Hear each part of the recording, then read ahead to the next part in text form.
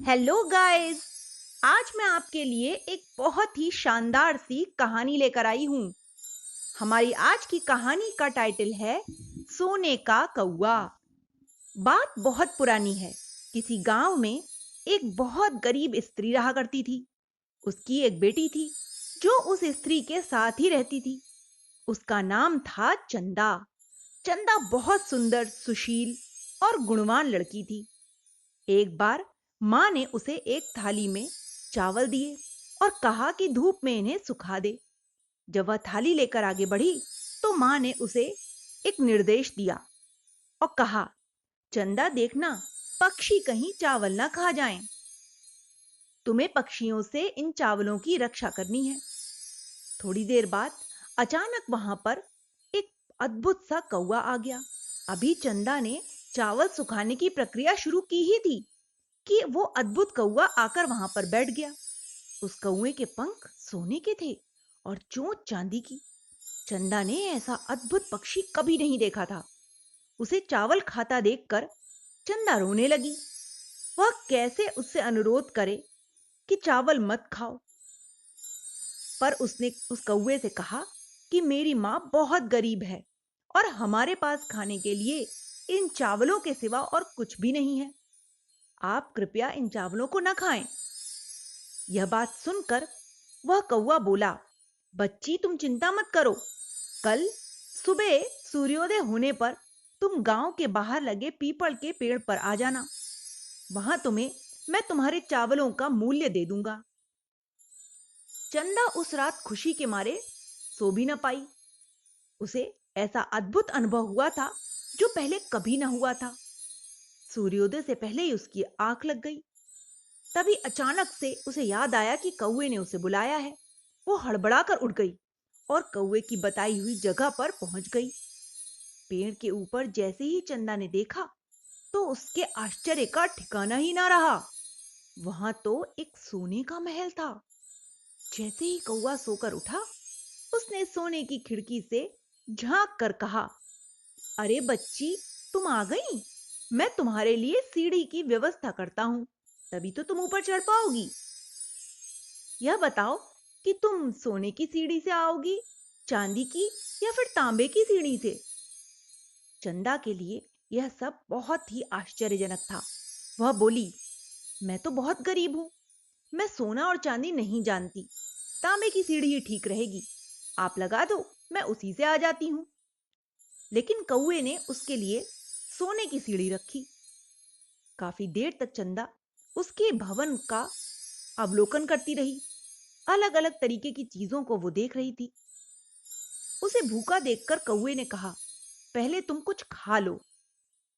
कौवा ने चंदा से फिर एक प्रश्न किया कि तुम सोने की थाली में खाओगी, चांदी की थाली में या फिर तांबे की थाली में खाना पसंद करोगी।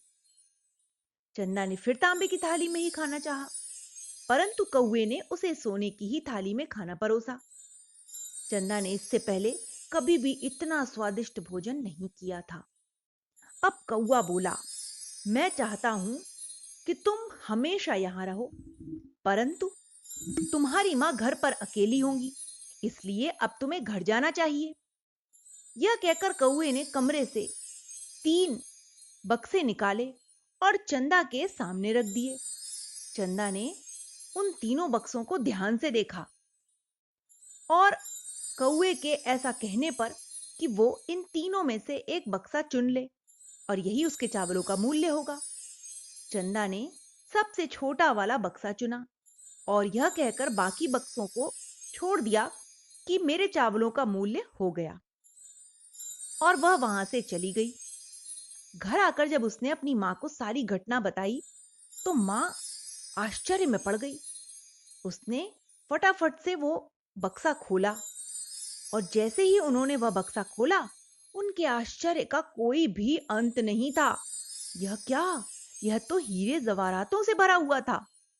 उस दिन उनके गरीबी के दिन दूर हो गए। वो खुशी खुशी रहने लगी और उन्हें कभी भी भूखा नहीं सोना पड़ा। उसी गांव में एक लालची बुढ़िया भी रहती थी। उसकी भी एक लड़की थी। जब उन्हें चंदा और सोने के कौवे की कहानी का पता चला तो उन्होंने भी उसी प्रकार थाली में चावल सूखने रखे। फिर सोने का कौवा आया, पर यह क्या, उस लालची बुढ़िया की लड़की तो उससे भी ज्यादा लालची थी। उसने कौवे से बहुत बुरी तरह बात की और अपने चावलों का मूल्य मांगने लगी। कौवे ने उसे पीपल के पेड़ के नीचे आने को कहा। कौवा समझ गया कि ये लालची है, इसलिए इसे सबक सिखाना ही होगा।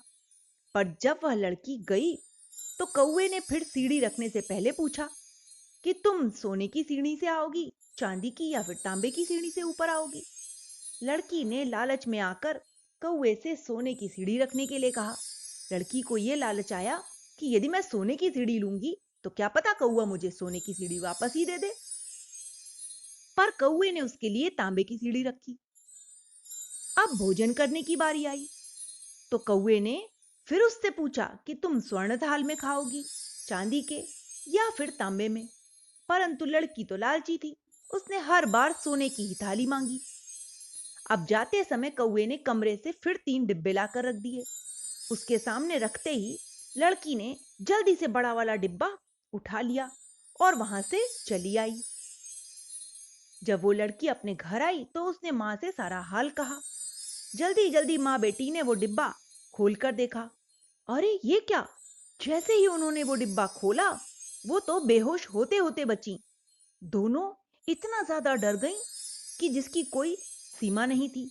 उस डिब्बे में से हीरे जवाहरात नहीं बल्कि एक काला सर्प निकल पड़ा। वो दोनों इधर उधर अपने प्राणों की रक्षा करने के लिए भागने लगी।